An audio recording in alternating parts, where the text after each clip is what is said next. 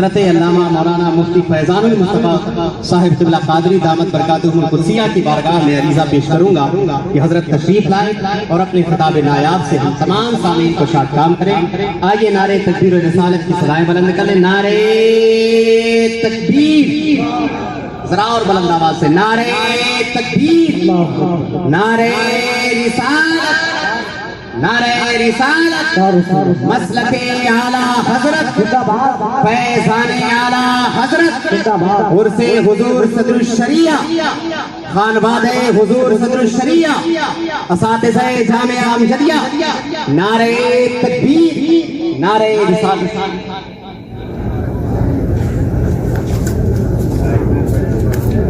جو حضرات ادھر حاشیہ پہ کھڑے ہوئے ہیں ان سے بڑے ادب کے ساتھ میں گزارش کروں گا کہ اندر ابھی جگہیں بہت ہیں، تشریف لے آئیں اور حضور محدث کبیر دامت برکاتہم القدسیہ کی تشریف آوری ہونے والی ہے. حضرت کی گاڑی آئے گی تو حضرت کو بھی دقت ہوگی، آپ حضرات کو بھی دقت ہو سکتی ہے، اس لیے برائے کرم تشریف لے آئیں مجمع میں یہاں آ کر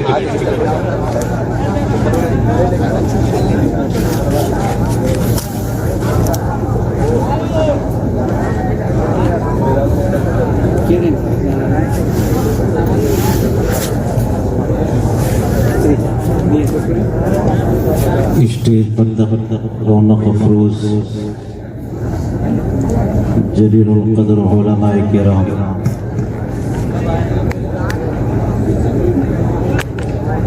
نگاہوں کے سامنے تشریف فرما، برادران ملت اسلام وعزیز طلبہ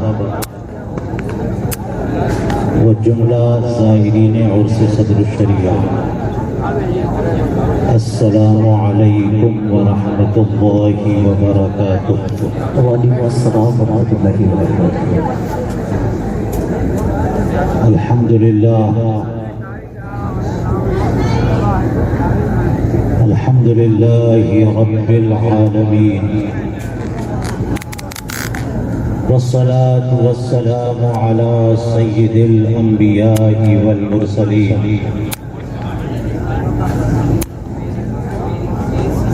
شفیع المذنبین، رحمت للعالمین، طه و یاسین، وعلى آلہ الطیبین واصحابہ الطاہرین. اما بعد، فاعوذ باللہ من الشیطان الرجیم، بسم اللہ الرحمن الرحیم. ولا تهنوا ولا تحزنوا وانتم الاعلون ان كنتم مؤمنین.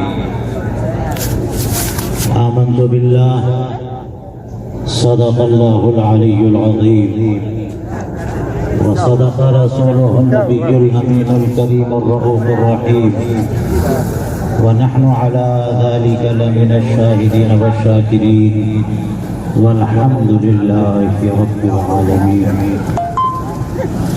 محترم حاضرین کرام، بہت پرمغز خطاب آپ سماعت فرما چکے ہیں اور ابھی ایک سے ایک پرمغز خطاب آپ کو سماعت کرنا ہے. تھوڑی دیر کے لیے میں حاضر آ گیا. عرض و معروف سننا بھی آپ تمام حضرات سے گزارش ہے کہ آئیے آقا نامدار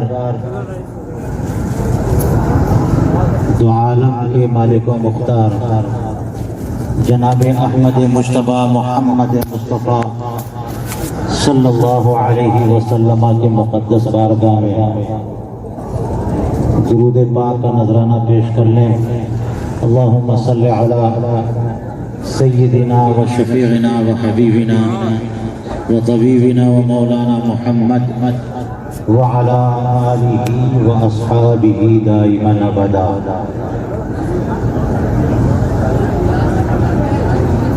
محترم حاضرین کرام، اللہ تبارک و تعالیٰ نے قرآن پاک میں ارشاد فرمایا وَلَا تَهِنُوا وَلَا تَحْزَنُوا،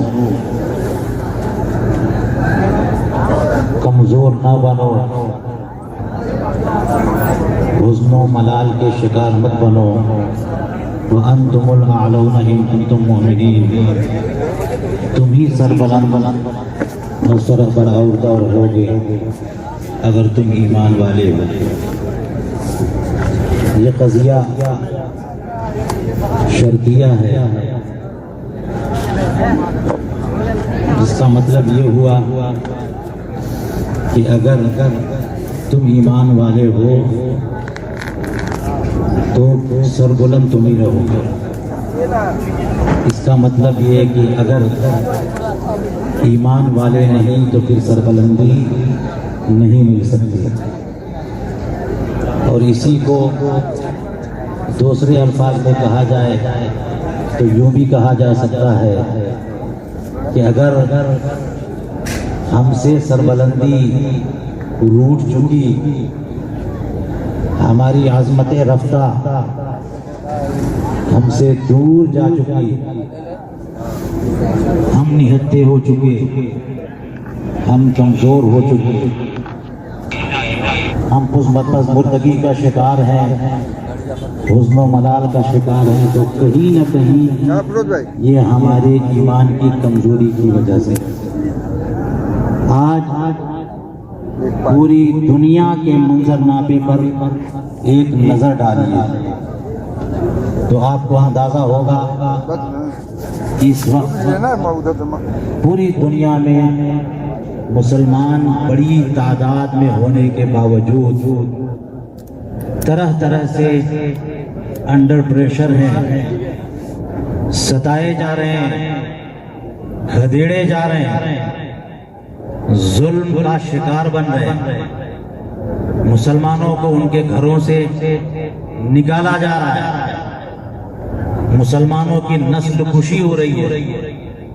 اس وقت غزہ کی سرزمین پر کیا ہو رہا ہے، فلسطین میں کیا ہو رہا ہے، یہ کسی کی نگاہ سے ڈھکی اور چھپی بات نہیں، لیکن غزہ کی سرزمین پر اسرائیلی میزائلوں کی بارش مسلسل ہونے کے باوجود عالم اسلام کی جو خاموشی ہے وہ اسرائیل کے ظلم و ستم پر جس قدر افسوس کیا جائے اس سے کئی گنا زیادہ افسوس کی بات ہے کہ آج ہمارے بھائی ظلم و ستم کا شکار ہو رہے ہیں، چھوٹے چھوٹے بچوں کو قتل کیا جا رہا ہے، پوری آبادی جینوسائیڈ کا شکار ہے، مگر کہیں حکومت اسلامی کا نام تک نہیں آتا۔ اتنے مسلمان ملک پوری تاریخ میں کبھی ہمیں نہیں ملے، یہ اتنی بڑی تعداد میں مسلمانوں کے ملک، اور اتنی بڑی تعداد میں مسلمان پوری دنیا میں جو ہیں، کبھی ایسا نہ رہا کہ اتنی بڑی تعداد میں مسلمان ہو۔ چھوٹی سی تعداد میں مسلمان ہوتے اور کسی مسلمان بھائی یا کسی مسلمان بہن پر اگر ظلم کیا جاتا تھا تو پھر دنیا کے کسی دوسرے گوشے میں بھی ایک مسلمان تڑپ جاتا تھا۔ کوئی مسلمان بادشاہ ہوتا تو فوج بھیج کر کے اپنی عسکری قوت کو استعمال کر کے ایک مسلمان بہن کی عفت اور عزت کی حفاظت کیا کرتا تھا، مگر آج غزہ کے پوری آبادی کو تہوبالا کیا گیا، جینوسائیڈ کا شکار ہے، نسل کشی ہو رہی ہے، مگر عرب جمہوریاں اسی طرح سے دادے آئے، اسی طرح سے ظالموں کو ویلکم کیا کر رہے ہیں اور احساس سے زیادہ بھی چاہتے۔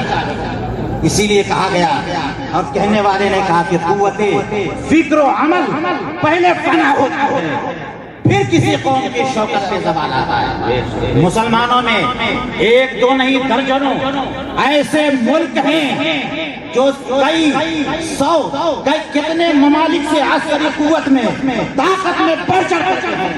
مسلمانوں میں ایسے ممالک بھی ہیں جن کے پاس ایٹمی قوت ہے، مگر اس کے باوجود یہ چھوٹے چھوٹے ملک ہمیں عامل کھانے کے لیے تیار۔ کیا بات ہے، کیا وجہ ہے کہ مسلمانوں سے وہ شوکت گئی، وہ عظمت گئی، وہ احساس گیا کہ ہم ایک ایسی امت ہیں کہ جس امت کو لے کر رسول کریم علیہ السلام آئے تھے۔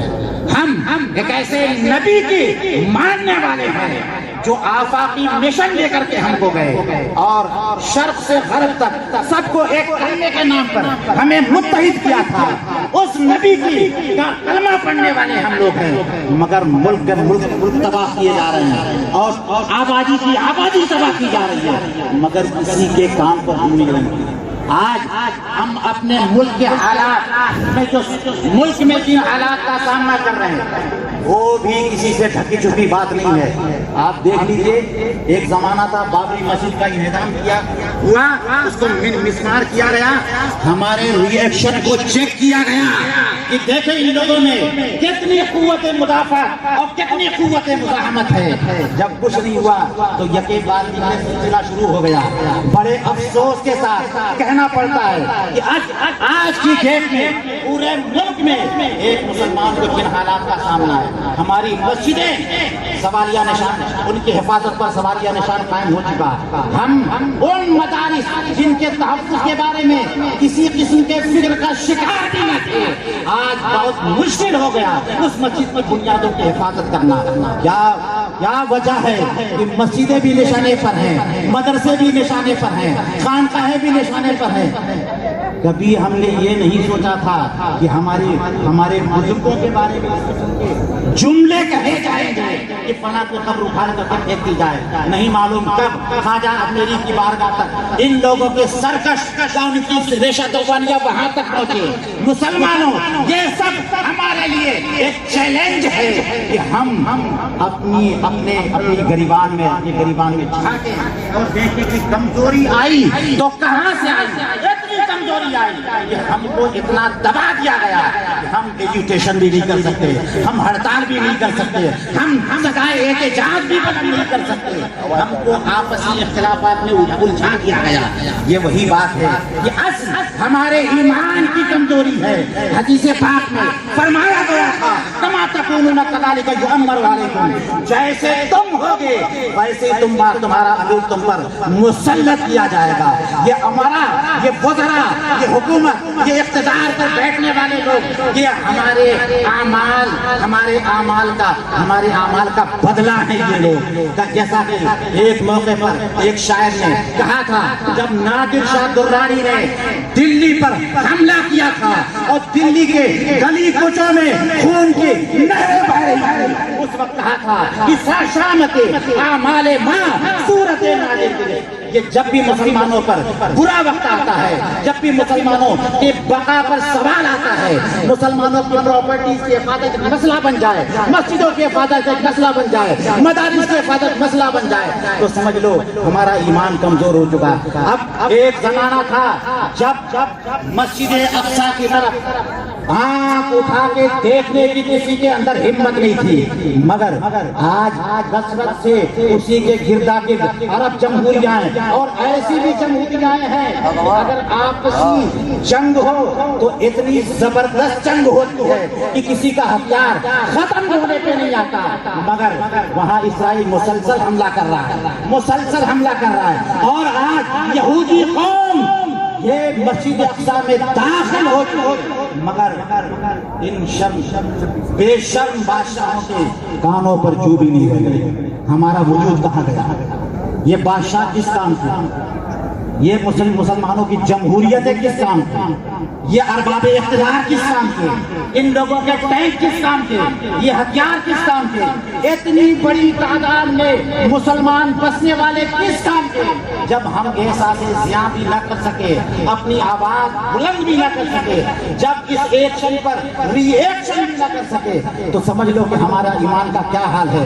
آج میں سوچتا ہوں کہ کیا وجہ ہے کہ ہم لوگ مل بیٹھ کر کے اپنے حالات پر تجزیہ بھی نہیں کر پا رہے ہیں، ہم اپنے حالات پر تجزیہ کر کے کوئی میمورنڈم بھی پیش نہیں کر پا رہے۔ کیا وجہ ہے؟ تو مجھے ایک بات صاف نظر آتی ہے، رسول کریم صلی اللہ علیہ وسلم نے ارشاد فرمایا تھا، من اشراط الساعۃ ان یلعن آخر هذه الامة اولها فحين ذلك يقع العرض يقع المقت على الارض واهلها۔ فرمایا تھا کہ یہ بھی قیامت کی نشانیوں میں سے ہے کہ بعد والے، اس امت کے بعد والے پہلوں پر طعن کریں، لعن کریں، ان کو دشنام دے، ان کے اوپر ان کی بارگاہ میں گستاخیاں کریں۔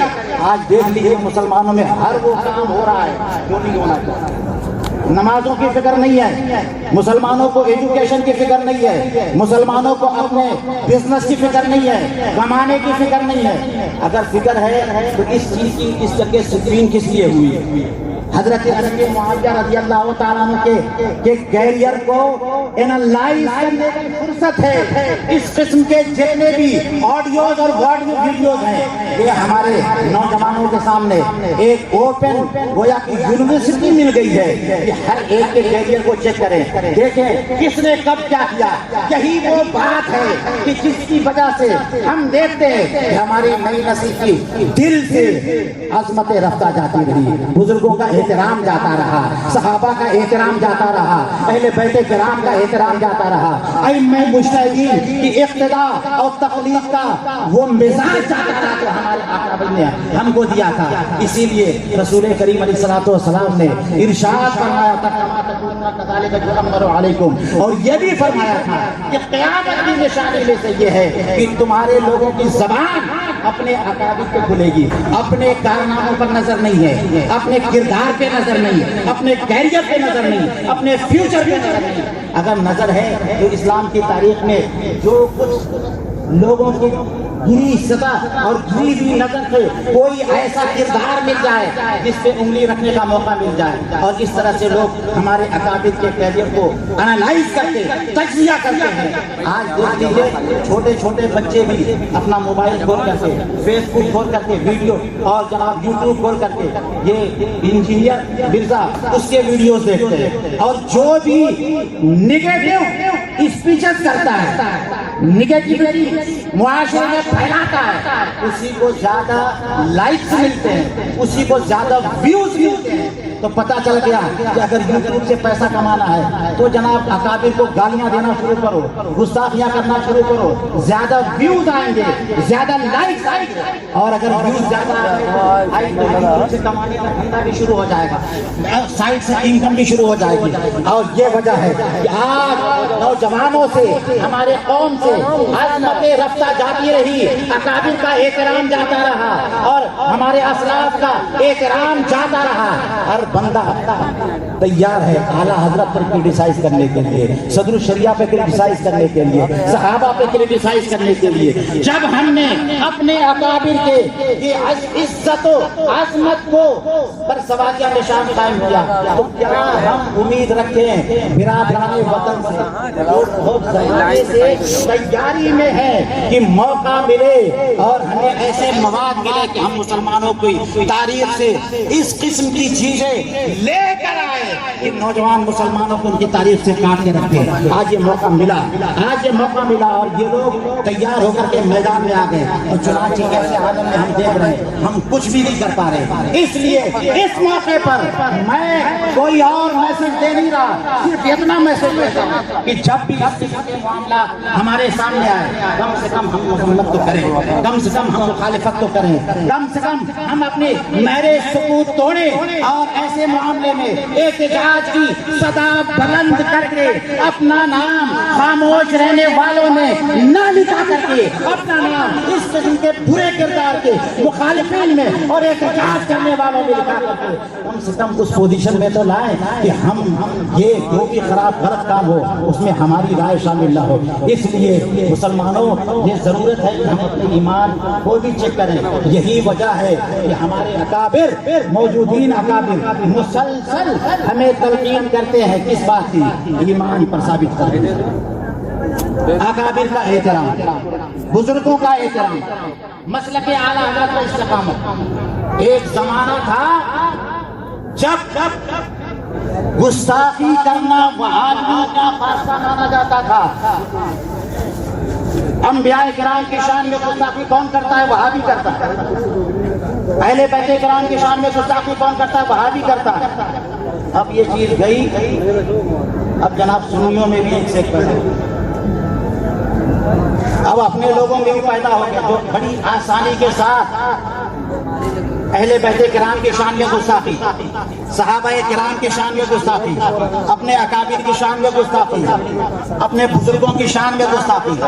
گستاخی کی زبان عام ہوتی جا رہی ہے. اور یہ گستاخی اگر کسی نے صدر شریعہ کی اعلیٰ حضرت کی تو یہ گستاخی کی زبان، گستاخی کا جب نمک لگتا ہے یا اس کا آچار لگتا ہے تو زبان کو اس کا ذائقہ یہاں تک پہنچاتا ہے کہ پھر وہ سلسلہ آگے بڑھتے بڑھتے صحابہ تک پہنچے، اہل بیت کرام تک پہنچے اور انبیاء کرام تک پہنچے. اس لیے اپنی زبان کو ان موجودین اکابر کی گستاخی سے بچانے کی ضرورت ہے. ویڈیو نعرہ تکبیر، نعرہ رسالت، نعرہ رسالت، عرس امجدی، فیضان حضور صدر الشریعہ، فیضان حضور حافظ ملت. نعرہ تکبیر، نعرہ رسالت، آمد حضور محدث کبیر، آمد حضور محدث کبیر، جلوہ صدر الشریعہ، فیضان صدر الشریعہ، آمد حضور محدث کبیر، مسلک اعلیٰ حضرت. نعرہ تکبیر، نعرہ رسالت.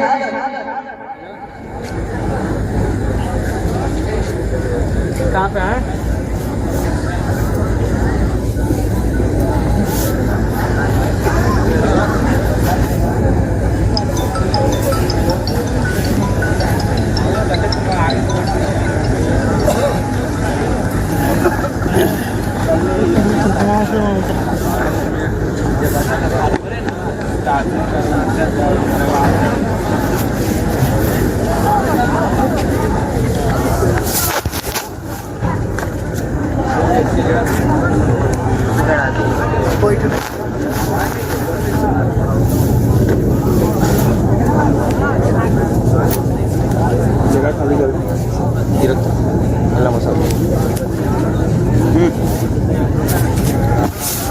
درود پاک پڑھی. اللہم صلی علی سیدنا و شفیعنا و حبیبنا و طبیبنا و مولانا محمد وعلی آلہ و اصحابہ دائما ابدا.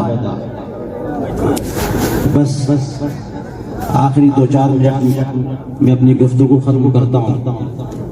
حضور محدث کبیر، آبرو اہل سنت،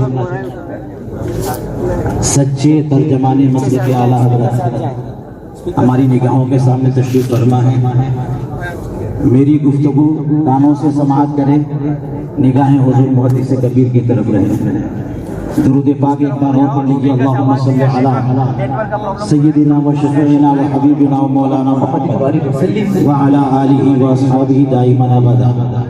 تو میں عرض یہ کر رہا تھا کہ آج مسلمانوں کا جو حال ہے عالمی منظرنامے پر، وہ سب لوگ دیکھ رہے ہیں. لوگ کہا کرتے تھے کہ مسلمانوں کی تعداد کم ہے، جب زیادہ تعداد ہوگی تو ہم غالب آئیں گے. لیکن آج تعداد کم نہیں ہے. لوگ سوچتے تھے کہ مسلمانوں کے پاس ہتھیار کم ہے، جب ہتھیار زیادہ ہوگا تو پھر ہم غالب آئیں گے. حالانکہ ہمارے پاس میزائلوں کی کمی نہیں ہے. مسلمان ملکوں کے پاس نہ میزائلوں کی کمی ہے نہ ٹینکوں کی کمی ہے. لوگ کہتے تھے کہ جناب ٹیکنالوجی کی کمی ہے اور جب ٹیکنالوجی ہمارے پاس آ جائے گی تو پھر ہم غالب آ جائیں گے. اور ان عرب جمہوریاؤں میں بھی ایک سے ایک ممالک ہیں جو ٹیکنالوجی میں بھی کسی سے پیچھے نہیں. تو نہ تو تعداد کے اعتبار سے ہم پیچھے، نہ ہتھیار کے اعتبار سے ہم پیچھے، نہ میزائل کے اعتبار سے یہ جو عرب جمہوریہ ہے پیچھے، اور نہ ٹینکوں کے اعتبار سے پیچھے، نہ فوجیوں کے اعتبار سے پیچھے.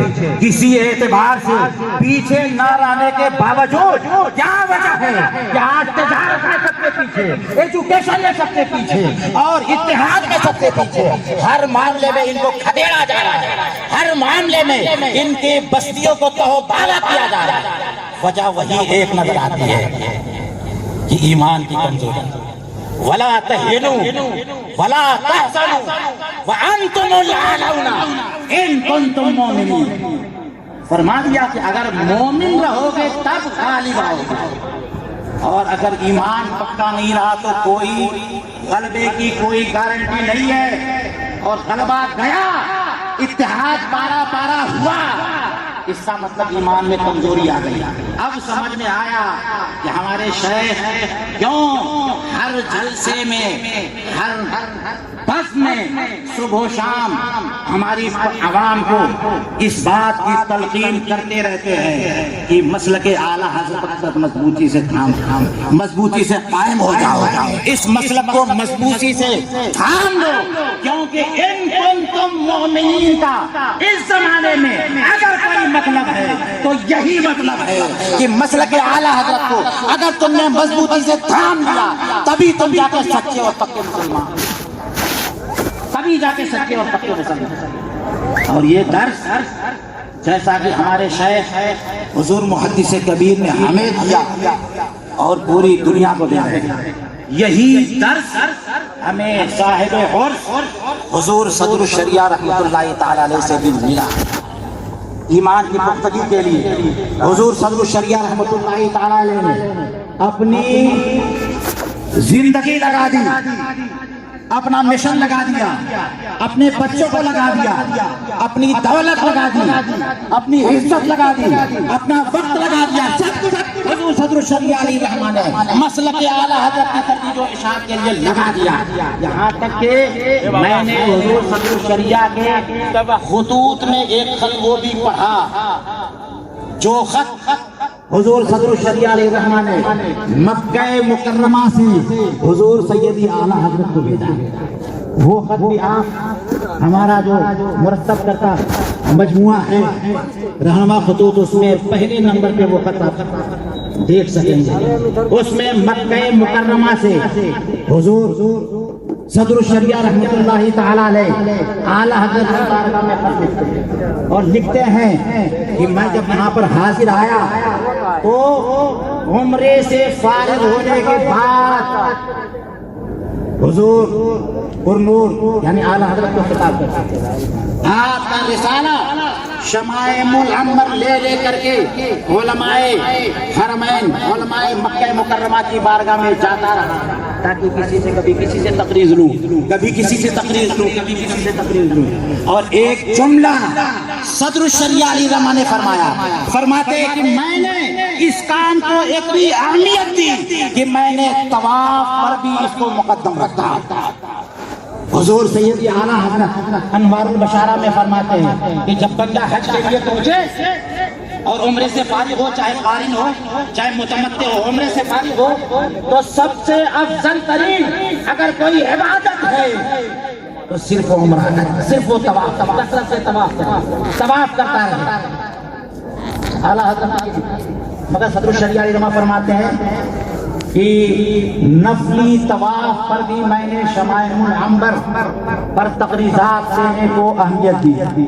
میں سوچنے لگا کہ شمائم العنبر کا ٹاپک کیا ہے، اس کا موضوع کیا ہے. شمائم العنبر کا موضوع ہے جمعے کی اذان ثانی جو ہوتی ہے وہ اذان ثانی مسجد کے باہر ہونی چاہیے، وہ ممبر کے قریب نہیں ہونی چاہیے. یہ مسئلہ نہ تو ضروریات دین کا تھا، نہ تو ضروریات اسلام کا تھا، نہ تو ضروریات اہل سنت کا تھا، نہ اجماعی عقیدے کا تھا. یہ مسئلہ تھا تو ایک سنت کو ختم کر کے ایک بدعت جاری کرنے کا مسئلہ تھا، مگر حضور صدر الشریعہ حرم شریف میں پہنچ کر کے وہاں حاصل ہونے والی سب سے افضل ترین عبادت پر بھی فوق دیتے ہیں، تو حضور امام اہل سنت حضور سیدی اعلیٰ حضرت کے ایک رسالے پر تقریر دینے کو آج کسی دوسرے کی کتاب لے کر کے ہم تقریرات حاصل کریں، 4-10 قدم چلنا ہو تو ہمیں پاؤں میں درد شروع ہو جائے، ہم ہرگز تیار نہیں ہوں گے، ہم اپنی کتاب لے کے جائیں تو ہاں ضرور ایسا ہو سکتا ہے کہ جناب نفلی طواف پر ہم اہمیت دے دیں،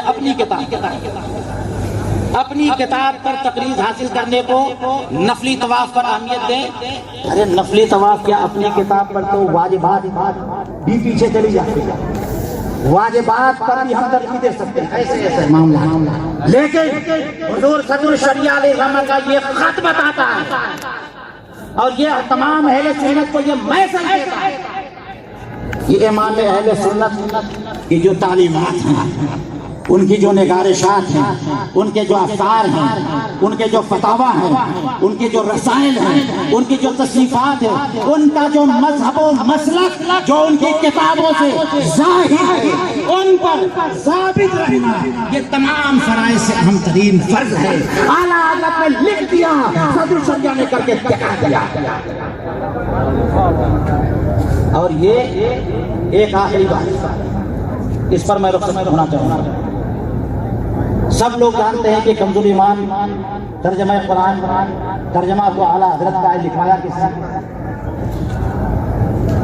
یہ بہت بڑی حقیقت ہو گئی، کسی بار بار کہنے کی ضرورت نہیں، لیکن جس طرف توجہ دلانے کی ضرورت ہے وہ یہ ہے کہ حضور صدر الشریعہ علیہ الرحمہ بہار شریعت لکھ رہے تھے جب بریلی شریف میں تھے، پہلے حصے پر اعلیٰ حضرت کی تقریر، دوسرے حصے پہ اعلیٰ حضرت کی تقریر، تیسرے پہ اعلیٰ حضرت کی تقریر، چوتھے پہ اعلیٰ حضرت کی تقریر۔ یہ 4 کہانیاں کیا بتا رہی ہیں؟ یہ کیا بتا رہی ہیں؟ اعلیٰ حضرت نے بغیر پڑھے تقریر لکھ دی۔ اس کا مطلب یہ کہ اعلیٰ حضرت کی موجودگی میں صدر الشریعہ علیہ الرحمہ نے بہار شریعت کے یہ 4 حصے لکھ دیے، اور بہار شریعت کی جو ترتیب ہے وہ ترتیب کچھ ایسی ہے کہ پہلے قرآن کریم کی آیتیں اور پھر حدیثیں اور پھر مسائل فقہ، نعرہ تکبیر، نعرہ رسالت، شہزادہ حضور صدر الشریعہ حضرت علامہ فداء المصطفیٰ صاحب قبلہ قادری مسلک اعلیٰ حضرت، نعرہ تکبیر، نعرہ رسالت۔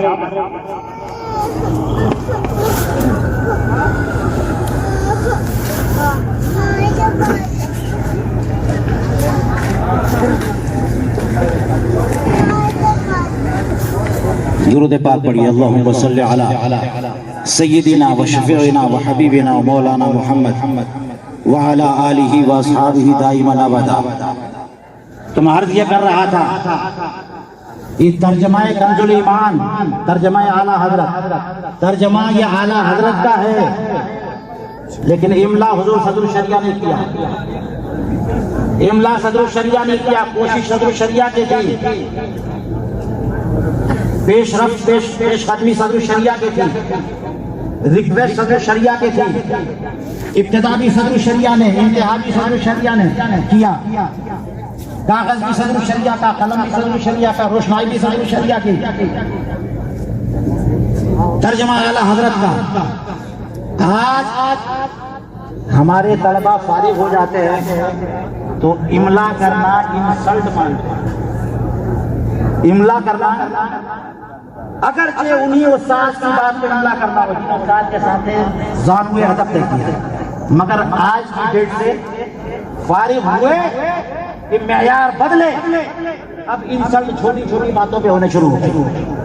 مگر جس زمانے میں صدر الشریعہ علیہ رحمۃ الرضوان بریلی شریف میں کام کر رہے تھے، بڑے بڑے علماء کے وہ استاد تھے، منظر اسلام کے وہ استاد تھے، اور اعلیٰ حضرت کے پسندیدہ معین کردہ مدرس تھے وہ صدر الشریعہ۔ اور ان کے اندر کیپیسٹی اور صلاحیت اور استعداد کیا تھی. یہ پہلا حصہ بہار شریعت لکھا, دوسرا تیسرا چوتھا, اور جو ترتیب ہے وہی ترتیب شروع سے آخر تک. شروع کرتے ہیں قرآن کریم کی آیتوں سے, حدیثوں سے, پھر مسائل فقہیہ پر جاتے ہیں. جتنی آیتیں کوٹ کرتے ہیں بغیر ترجمے کے چھوڑاتے ہیں. آیتیں لکھ کے ترجمہ کیا, آیتیں لکھ کے ترجمہ کیا, آیتیں لکھ کے ترجمہ کیا. جی آپ دیکھ لیجیے, حدیثوں کا تو خالی ترجمہ لکھ دیا, لیکن آیتیں کوٹ کے ترجمہ لکھا. اس کا مطلب یہ کہ صدر الشریعہ کے اندر وہ استعداد تھی کہ صدر الشریعہ آیات قرآنیہ کا اردو میں ترجمہ کر سکتے تھے اور کیا. صدر الشریعہ علیہ الرحمہ آیات احکام کا ترجمہ کر سکتے تھے اور کیا. اور آج بھی بہار شریعت کے صفحات پر صدر الشریعہ کا اپنا ترجمہ کیا ہوا موجود, اور وہ ترجمے اعلیٰ حضرت دیکھ بھی چکے. مگر پھر وہی صدر الشریعہ پہنچتے کہ حضور حالات عجیب ہیں, ایسے ایسے ترجمے قرآن کریم کے مارکیٹ میں آ گئے کہ جن کو آپ ترجمہ کریں. صدر الشریعہ کی نگاہیں دیکھ رہی تھی کہ ہمارے ترجمے کا کیا مطلب ہوگا. اعلیٰ آج کی ڈیٹ میں اگر یہ ڈفرینس کسی کو معلوم بھی ہو جائے تو اس میں نیچے دبا کے رکھیں گے, ارے چھوڑو جو ہوگا دیکھا جائے گا. مگر صدر الشریعہ علیہ الرحمہ نے اصرار کیا. حضور صدر الشریعہ علیہ الرحمہ اعلیٰ حضرت کی بارگاہ میں حاصل ہوئے. یہ بہت ضروری کام ہے. فرمایا کہ دیکھو صبح سے شام تک 1 منٹ بتاؤ نہیں خالی ہوتی. صدر الشریعہ نے پلٹ کے نہیں کہا کہ حضرت آپ کے پاس ٹائم نہیں ہے تو میرے پاس کون سا ٹائم ہے.